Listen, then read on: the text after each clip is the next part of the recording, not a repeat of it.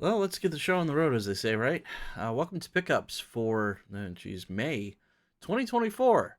Kind of a big month, a very heavy Vita month, no less. Managed to make some contacts that were able to get me some games that I haven't been otherwise able to get here in the States. And a couple of maybe some odd and end things, too. We're going to start off with that.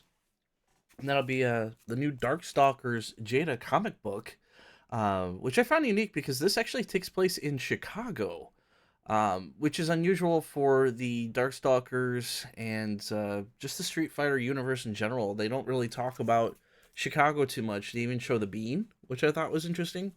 But I got a bunch of the variant covers, so I have the Midnight Bliss of Jada. And then I picked up the online exclusive on Udon, which is sort of the virgin trade of the just Lilith with Jada in the background. And then I picked up a copy of the new Street Fighter vs. Final Fight #1 with Maki and Chun Li on the front cover. I thought that this looked pretty cool, so I ended up picking that up. So yeah, might be surprising to people they're still making Darkstalkers comics. So, and it's kind of canon to everything in the universe, so that's pretty cool. Probably one of the biggest items for this month going into the games is I picked up the Guilty Gear Strive Anniversary Edition. I've not opened this yet. Comes in a really nice box, though. This includes the game for the PlayStation 5, along with the Seasons Pass 1, 2, and 3. And Slayer, actually, today, recording this, is going to drop, which I'm looking forward to trying him out. I still have to work on trying out ABBA, who is the last character that released. This also comes with a steelbook case with the soundtrack for Season 2. I still need to eventually get around to picking up the soundtrack for Season 1, which I'd like to do at some point. Hopefully they'll come out with Season 3. Who knows? And then there's a giant art book in it, too, which is the other reason why I wanted to pick it up. So, and a sucker for Guilty Gear stuff. Aside from that, got one Dreamcast game. I was game hunting with Rocket Sauce and Midlife Gaming and Captain Algebra. And I picked up What's Shenmue? And this is basically just a demo disc explaining the world of Shenmue, but I've never really seen this in the wild too much. So I picked it up. It was in great condition. It gives you introduction to the characters, all of the different locales. So yeah, pretty neat stuff. So I wanted to get that physically for the Shenmue collection. And of course, one game that most people who are playing with a lot of controversy around certain outfits, that's Stellar Blade. I did end up finishing this game. Really enjoyed my time with it. I may go back and do New Game Plus just to tidy up some achievements. Maybe try to platinum it. I don't know. It's on the list, but yeah, I really love the music in this. I really hope that the soundtrack comes out this summer, like they're saying, whether it be vinyl or CD or something. But I would really like to get that. It's very fitting for a sci-fi cyberpunk type thing. This was kind of on a whim. This, for whatever reason, just came out. It dropped in price, and I haven't seen it in stores. That's Turtles: Wrath of the Mutants, based on the late 2000s Turtles, which I thought was kind of cool.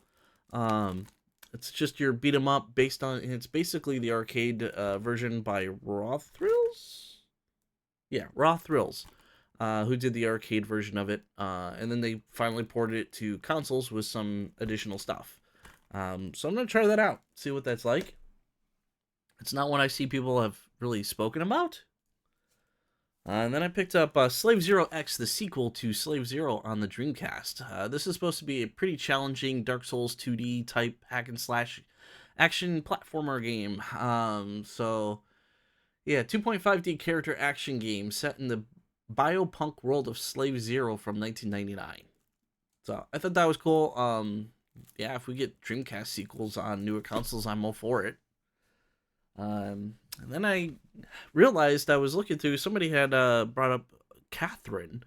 And I kind of showed off my Catherine collection where I have like the Vita version, I have the PS3 version signed by some of the voice actors. I have the the new full body on PS4 as well as Switch, but I didn't have the 360 version, so I ended up snagging that. So now I can say I have all the console port releases.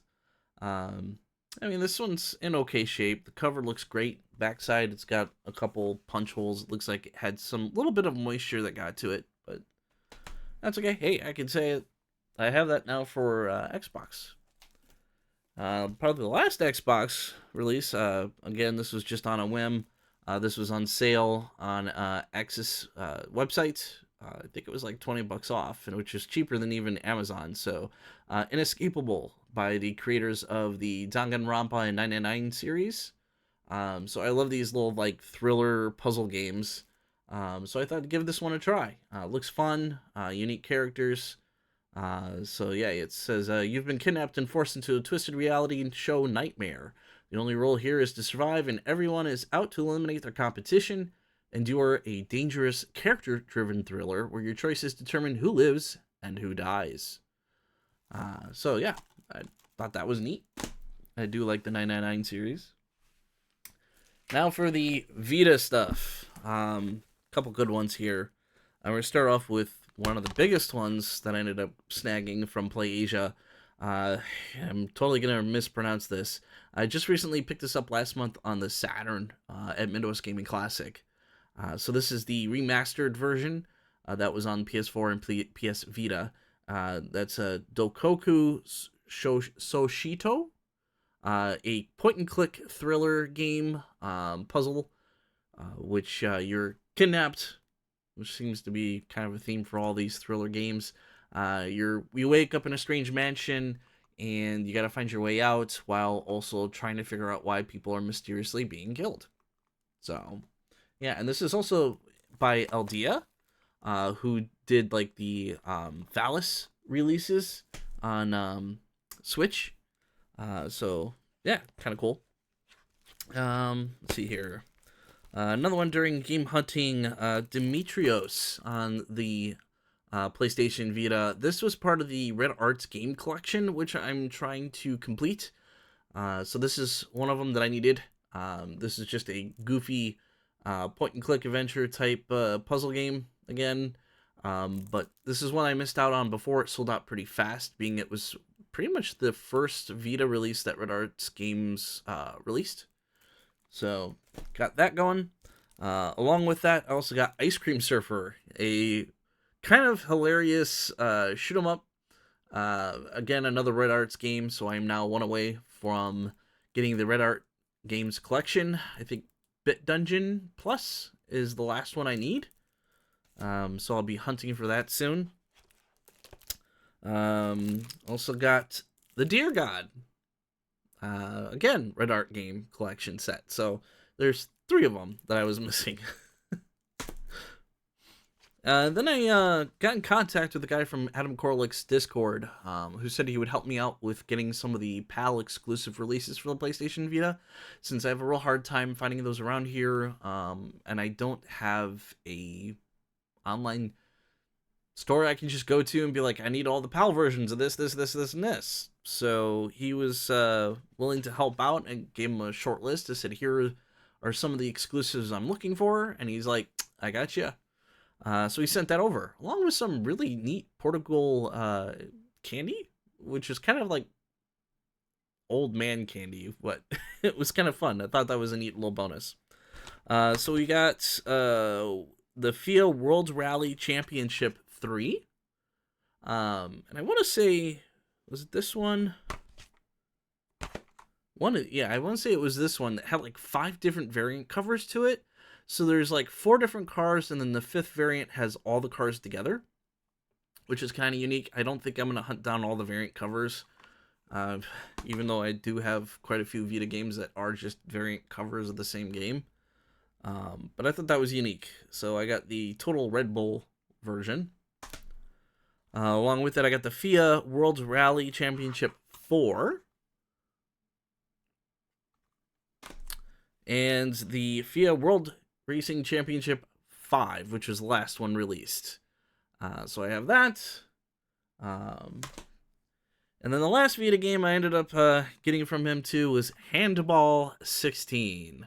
So yeah, this is basically almost like a European basketball game, but yeah, basically you create your own player, and then you have the technical moves that you have to learn. Yeah, I really know nothing about handball. But yeah, so those are the pickups for May 2024. We will move along with more Vita stuff probably sometime. I don't know if next month is going to be just as heavy. We'll see. But there's a couple other things coming down the road. Stay tuned for some stuff from Arc Shop US and some other fun goodies. So, till then, as always, thank you for watching. I will see you next time.